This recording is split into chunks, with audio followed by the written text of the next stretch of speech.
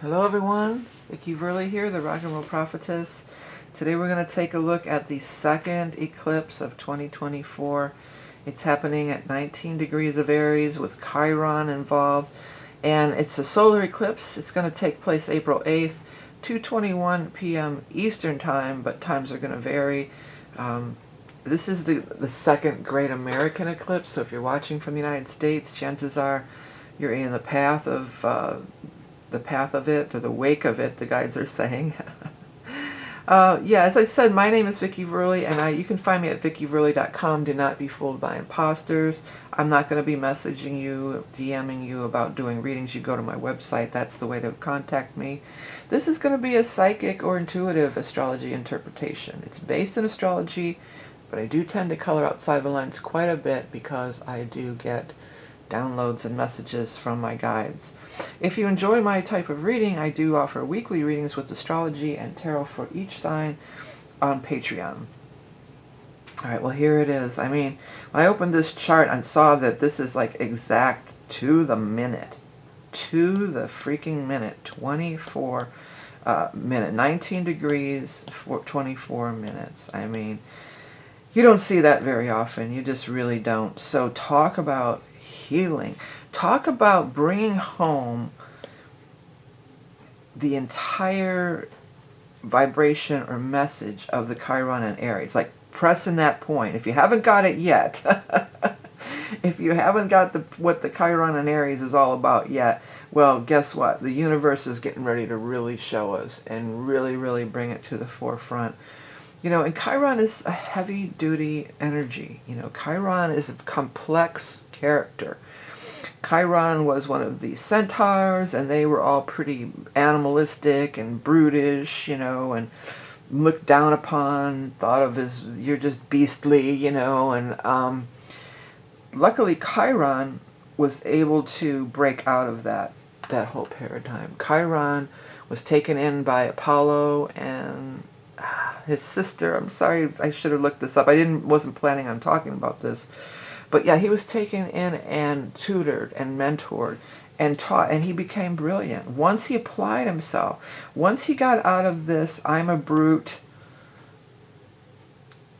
I'm a winner, oh, no, no, no, no, no, I don't belong here, as I'm a beast. What is that song? Is it I'm a Beast? I'm not sure. But that's what was coming through. But if you haven't seen these readings before, I will break into song because I get those, the guides communicate with me that way, and so that'll come out. Or I'm a freak. That's what it is, not a beast. I'm a freak. Yeah, well, he could have been a freak too, by some comparisons. That would be a good one. But he broke out of that. He was able to not only transcend his station in life, but he was also able to transcend his own limiting beliefs, and he was also able to transcend the stigma attached to, and the bigotry and the stigma attached to his very being, just for being a centaur, you know, and a beast. So, through the example of Chiron, we all have that capability.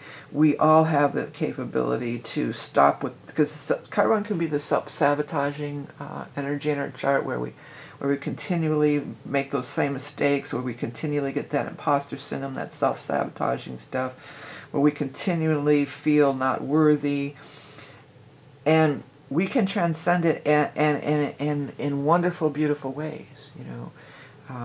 Beyond the scope of, we can reach beyond the scope of what we deem, not only ourselves, what we deem possible for ourselves, but what others have, you know, laid on you. Well, you're just a lowly centaur. What do you think you're going to do?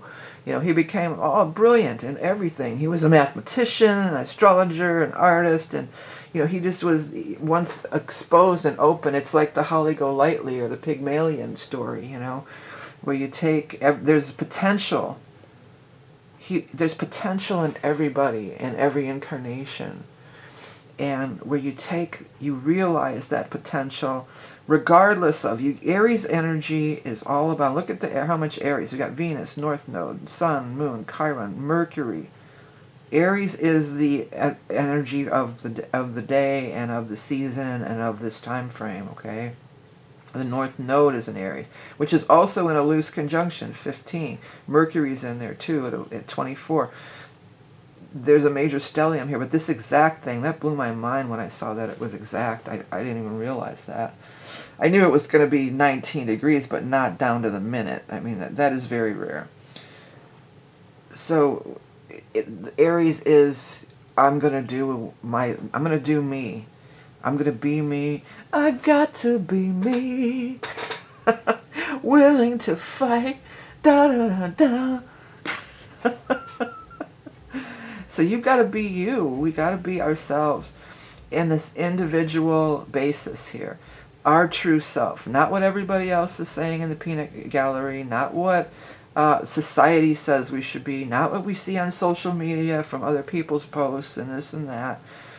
This is digging into our true selves, our true soul's journey, our true soul's essence, finding our true soul's mission through what brings us light, what eclipses out all else. If you didn't have to work and you didn't have responsibilities, if money weren't an object, then what would you be doing with yourself? Those are the questions that we want to ask at this time, and these are the pursuits and the direction and put the fire, it's the fire energy, light those flames and put that fire under our butts to get us going in that direction. What is going to help us and not what is going to, not to the point, because the downside of Aries is they can be a little aggressive, not to the point of being aggressive and I'm going to stomp over anybody who gets in my way. It's less about competition. That's the old paradigm of competition. It's more about pulling away from whatever and just kind of being in your own little world and making your own little magic. Because we have this other thing going on with the Pisces too. There can be an element of that as well. Yeah, and with the Pisces, in the last reading, Venus was conjunct to Saturn, and now we have Mars conjunct to Saturn. So, of course, those are the two love planets, but also Mars is the ruler of Aries. Aries is ruled by Mars, right? So whenever we get this rulership stuff coming in, that's another element of influence and pull. So Mars, the ruler of Aries, is over here in Pisces conjunct with our Saturn. Mars and Saturn are together here, right? In a conjunction. So long term, Saturn is long term, but Saturn and the nodes they're both very karmic. When I do the soul readings, these are some of the two biggest things that I will look at as far as your past life and your soul mission is Saturn and the nodes. Other stuff too. Chiron is another thing those are the three big things that I really focus on and get a lot of, so these are the things that talk about our soul missions and talk about Saturn is the lord of the karma, what we're working through. What's interesting kind of is that, last time, like I said, Venus was conjunct, and this time it's Mars conjunct. So what maybe some Venusian things could totally tie into many people's love life, especially if you have, love life plan of your own Venus, Mars, or your, love houses 5th and 7th, 13, 14 Pisces, or mutable, or water, so a lot of people are influenced by this. But we had the Venus first, so that's that spark, that's an infatuation, that's that spark of joy, if you apply it to relationships. That's that, I'm attracted, I think you're cute, or I like you, or you're funny, that kind of vibe. What sparks your interest. And then the Mars is more of, it's the sexuality for sure, but it's also when we kind of get into the nitty-gritty. And the Mars is how we fight. Because long-term relationships, fighting, you have to know how to fight, fair or, work through your differences. So for some of you, maybe you met somebody and you were all infatuated and now now the nitty-gritty is really settling in. Can we fight or do we butt heads or how do we handle conflict? How do we get through it and work through our conflicts? It could be like that. But it could totally be, love and then, this could tie it into that. Is this Saturn? Saturn's always about the long term. Is this going to be endurable for the long term? This is semi-sextiling with the nodes and all this too, or whatever that is. So it's intricately tied in to the whole thing here. Saturn wants long-term things. Saturn's bringing in the karma stuff again. And karma is not something that we need to carry around our entire life. Because karma is what we're here trying to transcend. And talking about transcending, we still are this is even closer to the Jupiter-Uranus conjunction, which is going to be happening on April 20th, 420, at 21 degrees of Taurus. This is inching in, getting closer here. 21 degrees of Taurus. Uranus is already there waiting. I was just saying this in another reading. It's like the magnetic field has been established, you know. Like if you put two magnets together, even if they're not touching, that would be the conjunction. When you pull them apart, there's still this field of energy, or they're still connected, although, you know, it's not visible to the naked eye. There's an energetic field, like magnet thing happening here. And I forgot where I was going with that. Oh, Uranus is like breaking free of those old paradigms. And in Taurus, it can be hard to break free of the old paradigms. Taurus are very steeped in tradition. The Taurus energy is very much, this is how things are done, very methodically, this one foot in front of the other, one step after another. So when the Uranus comes in, Uranus has been fighting with that Taurus energy for a while, trying to pull it toward, and Taurus is old school, and Uranus is all new, all things new. So here comes Jupiter to help give Uranus a hand. You know, like this is the second magnet. You know, here's the magnet of Taurus, and I wish I had a couple. I probably do, but I'm not going to have time to grab it all. But like here's the magnet of, you know, here's the Taurus. You know, this is just the overall vibe of Taurus energy, and it's, you know, it's got some magnetic field stuff going on there, right? And then here's Uranus, and Uranus has that electronic field too. They're not quite together. It's been trying to pull it this way and pulling it back that way and pulling it this way and pulling it back that way. Well, here comes, it's like a tug of war almost. And here comes Jupiter, and it's just like wham. You know, Jupiter and Uranus, there goes Taurus. Catapult, flying through the air, woohoo! Woo! To infinity and beyond. So this has been like this tension that's building, and here comes, you know, the guys just said all bets are off. Yeah, all bets are off. I'm sorry, buddy. Did you think I was calling you? I'm sorry. My dog came in and was like, "What's up? Were you calling me?" I wasn't calling you. Sorry to make you get up, buddy. But anyways, yeah, so this is like this big, like, and Taurus energy can be really heavy. It's earth, like a big bag of dirt or a sack of potatoes, you know.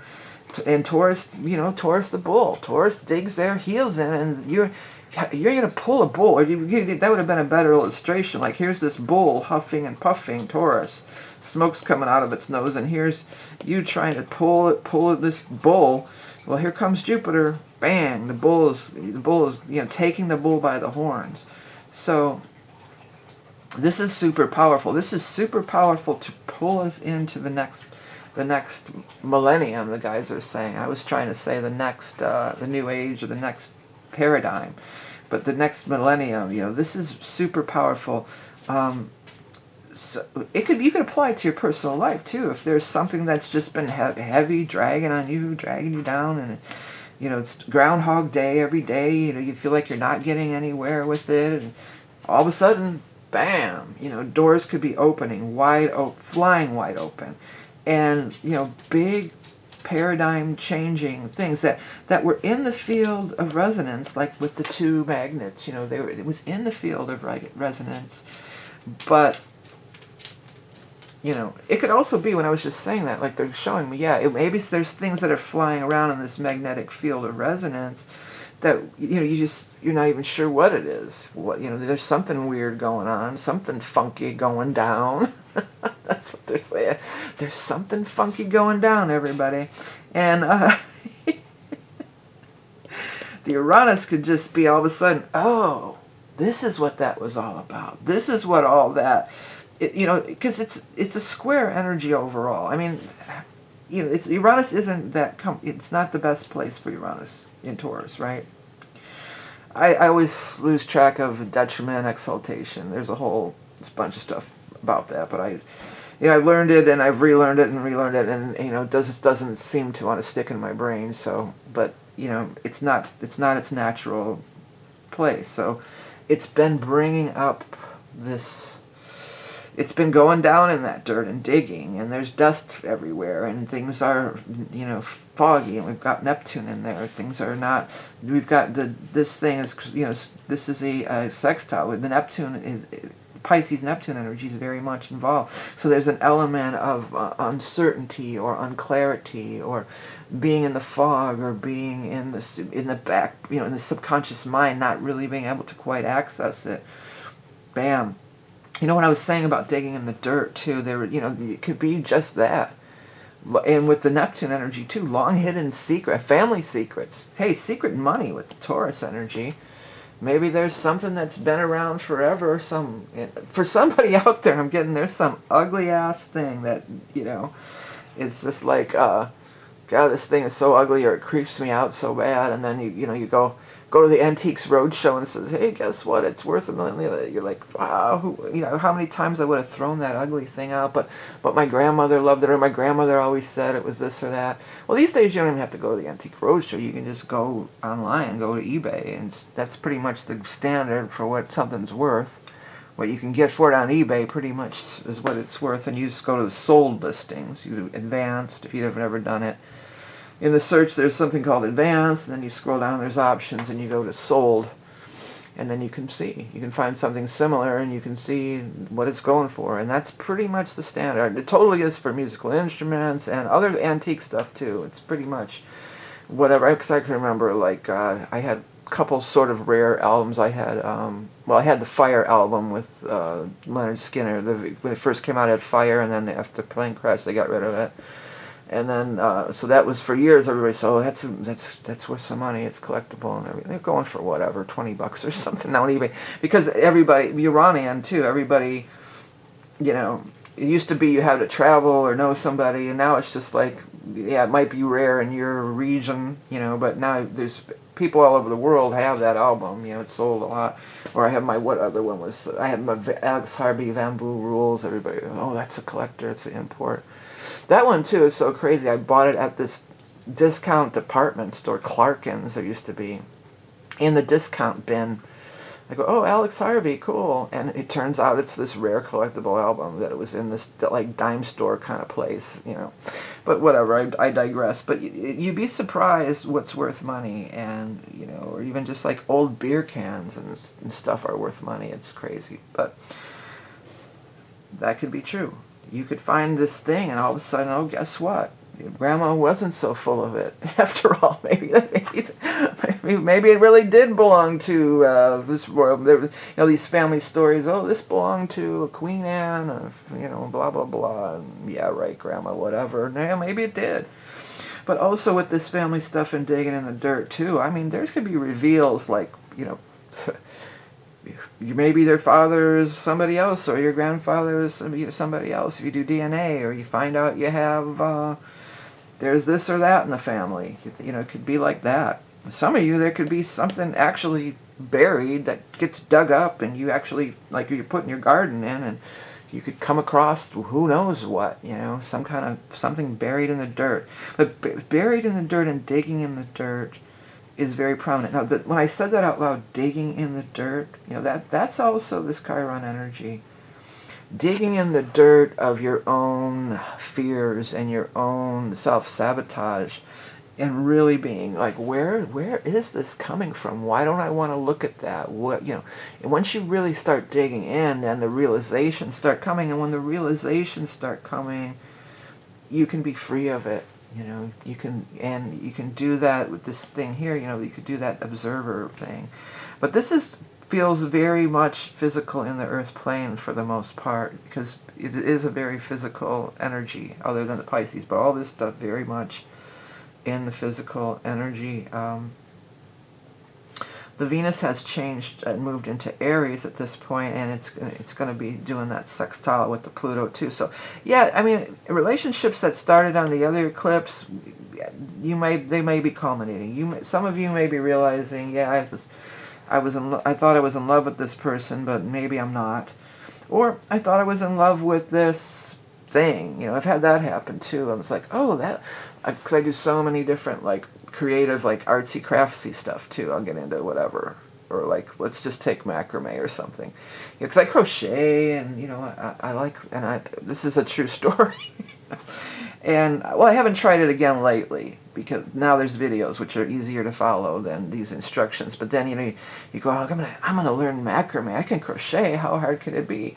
And you get the macrame, it's all tying, these diagrams of tying knots and stuff. It's like, man, this is BS. This is hard. This is, you know, you thought it was going to be fun, but really it's just kind of hard and aggravating. Or, you know, maybe it's more actual relationships. You thought it was going to be fun.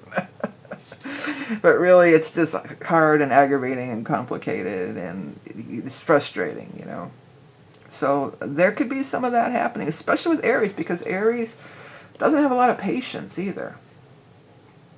Aries are not the most patient, and Mercury will be retrograding there too. You know, Mercury goes retrograde right on the 1st of April, the week before. So, you know, things may not work out like you thought they were going to, some things, but that's only because new things are going to be opening up. Eclipses are big turning points, especially in the cardinal signs, because it falls on the cardinal cross of the seasonal changes. When we get through these cardinal signs, these are the times when the seasons change. Aries, Libra, where the eclipses are happening, and then Capricorn and Cancer.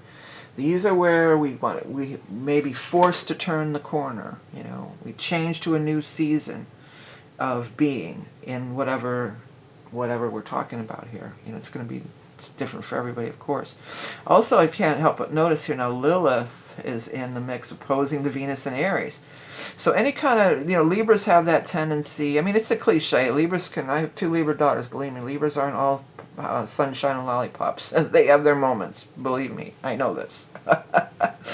But for the most part, Libras are, they're so nice and congenial and sweet. Well, here comes Lilith. Opposing all this, you know, not all of it, but the Venus and the Aries of Lilith is like not gonna be Miss Congenial. Lilith is not known as Miss Congeniality, okay? Lilith can be pretty hard, pretty harsh. See, what Lilith gets a bad rep, but she was just a feminist. You know, she was just way before her time, and she's trining with Pluto, so she's not holding back. She says, you want me to lay down and be this or oh no, I am Lilith. Hear me roar. That's Lilith, and she's bringing in that Pluto power. She's like, you know, Lilith would not succumb. You know, they did all kinds of horrible things to Lilith, and she would not lay down and be, you know, subservient to Adam. In the mythology or religion, she was Adam's first wife, right? And then she wouldn't be subservient, so they got rid of her and brought in Eve, you know, and then Eve was subservient to the man. But Lilith wasn't like, you're going to be my little bitch to Adam, you know. Lilith wasn't trying to overpower him. Lilith just wanted to stand on equal ground. And, you know, Lilith, in a way, even thinking of it that way, Lilith with the Libra, you know, with the scales of justice, Lilith doesn't want retribution. She just wants things to be back in balance, and she just wants things to be set right. Okay? She wants things balanced and right and equal pay for equal work. You know, Lilith is the feminist. Lilith isn't the you know, the pariah or whatever you call that, the woman who's, you know, the man-eater, or, you know, the whatever. She just wants things right, but she's not one to say, oh, okay, then go ahead. Lilith's like, I'm here, you're gonna see me, you're gonna, you know, I am here. And she's got Pluto with her, so she's working with that Pluto energy. Where's the third leg of this? This would be a 0 or 1 of air down here, Gemini, right? Where's Gemini? Down here, 0, 1 of Gemini. So if you have something at low degrees of Gemini too, you could really be feeling that empowerment as that, you know, you're filling in the grand trine of this powerful air energy. And air is communication, speaking your truth, standing in your truth. It brings it back here. And Lilith, you know, we have the devil and the angel on our shoulder. There's we can go this way, or we can go that way, and it's especially true with these opposing, you know, it's two sides of the coin here. You know, this is in this case the Aries Libra axis, and that's where the eclipses are falling. So, you know, you could be, oh yeah, I'm going to be all Aries, I'm going to go out there and blaze my trail, do my thing, yeah, and then this voice creeps in, oh, but, you know, I don't want to hurt anybody's feelings, and, oh, well, maybe I should, you know, blah, blah, blah. Lilith's saying, Libra, shut the hell up here, shut the F up. We're going to do this now. This is the time to blaze that trail and be powerful and stand in our power. You've got Lilith over here. Just back off for a minute, Libra. Let's see what we can do. Don't be so quick to just cave, and don't be so quick to just lay down and be, oh, so wishy-washy. You know, let's get in that powerful mode. Again, it can go to extreme where you come off as obnoxious or, you know, unruly or get a bad rap like Lilith did. But see, there is, you know, there is need for the balanced part of the Libra energy of, you know, not just being cool, not being a total jerk off over here. But not caving and not giving up on yourself. I feel like that's really key. That's a big part of what this whole thing is all about here. So it's powerful. I mean, yeah, the Libra, my uncle, who's like my dad, practically for a long time. You know, he's my dad's been gone since 1998. So like my uncle's, you know, he and I were pretty close. I was helping him out a lot, and he passed away. I think we're not sure exactly if it happened, but pretty sure it happened the night of the eclipse. So that was my big eclipse, the Libra one. You know, I was looking back. I was doing somebody's reading. Oof. And I have I bring this out every time. You know, my little. These were the last time we had these eclipse cycles. 67. You know. So I'm going, okay, well, this is the year my brother was born in 68, and then in 86 my daughters are born. And then this time frame, the last time frame, my brother and my mother died, okay? So I was just like, oh, birth, birth, death, death. So I'm like, oh, well, my daughters are trying to get pregnant, and I was like, oh, it's going to be birth, birth again. But so far I got hit with another death, you know. But, I mean, he was in his 80s. It wasn't like a big shocker. I mean, he lived a full life and everything, but... You know, and it's in my 12th house, which can be death, you know. Well, 8th can be death, but 12th. But it's this stuff, I'm Scorpio rising, so the Libra was 12th house. See, the last time here, though, with the deaths of this was Pluto on my moon. When my mom died, Pluto was dead on my moon. So I didn't even think of that the nodes were involved until I was looking at this. I'm like, oh, birth, birth, death, death.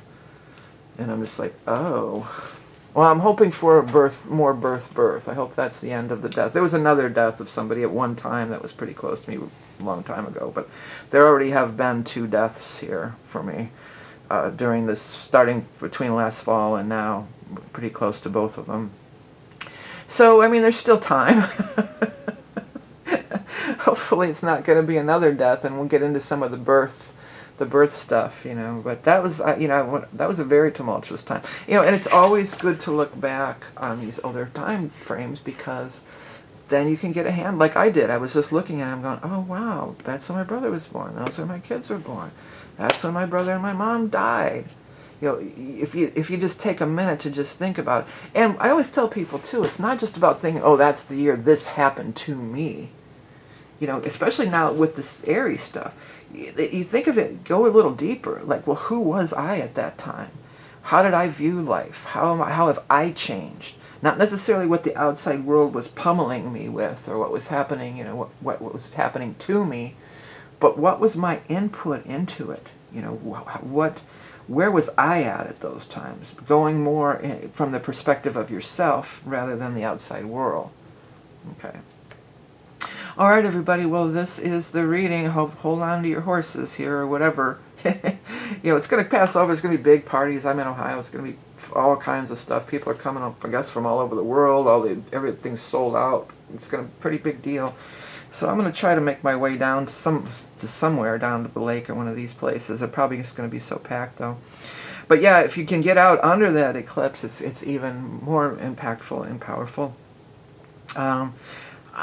I'm just about wrapping up the Aries Ingress reading, which actually covers this stuff. I mean, I'm probably going to be posting this, you know, Saturday. I'm doing this Saturday morning, so I'll probably post it Saturday, Sunday.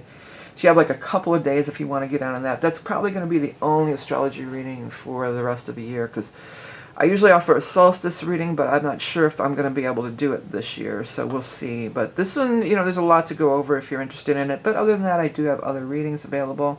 I want to thank you all for your support, and please do remember to just even hit that like button if you enjoy this, even if you don't subscribe. I'd love it if you subscribe and all that other stuff. But the like button is really a thing. I found out, you know, that there's people that are just pressing the dislike button just to be jerks, you know. So if you can help counteract that, as many of you have stepped up and done lately, I really do appreciate that. And everything else that you guys do for me and the channel, I hope you found this information helpful and you enjoy my style of reading. You know, thanks for tuning in. Remember, you're love and beauty incarnate. Let me know if you want, you know, eclipse experiences, if anything big has happened to you. If you want to leave it in a comment. If you don't feel like sharing, that's okay. But yeah, I'd love to hear how the eclipse is, you know, going down in your life. So thanks for tuning in, and we'll be back for the next new one reading, or some other readings will be coming up. Check my channel if you want to subscribe and get notified. Then you'll know when I post different readings. Okay. All right, I'll be doing a Jupiter Uranus one, I'm pretty sure, too, so that'll be coming up. All right, thanks, everybody. Have a good one. Bye.